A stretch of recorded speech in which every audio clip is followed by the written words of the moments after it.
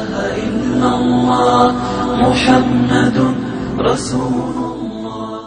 پھر ہم نے اس واقعے کو اس زمانے کے اور اس کے بعد کے لوگوں کے لیے عبرت اور ڈرنے والوں کے لیے نصیحت کا سامان بنا دیا۔ اور وہ وقت یاد کرو جب موسیٰ نے اپنی قوم سے کہا تھا کہ اللہ تمہیں حکم دیتا ہے کہ تم ایک گائے ذبح کرو۔ وہ کہنے لگے کہ کیا آپ ہمارا مذاق بناتے ہیں؟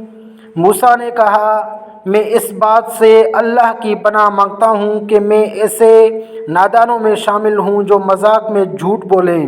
انہوں نے کہا کہ آپ ہماری خاطر اپنے رب سے درخواست کیجئے کہ ہمیں صاف صاف بتائے کہ وہ گائے کیسی ہو۔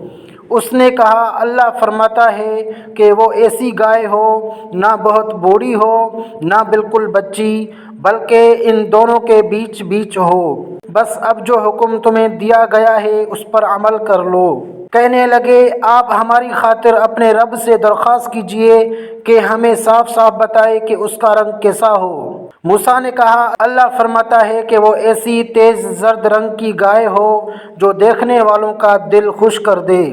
انہوں نے پھر کہا کہ آپ ہماری خاطر اپنے رب سے درخواست کیجئے کہ ہمیں صاف صاف بتائے کہ وہ گائے کیسی ہو۔ اس گائے نے تو ہمیں شبے میں ڈال دیا ہے اور اللہ نے چاہا تو ہم ضرور اس کا پتہ لگا لیں گے۔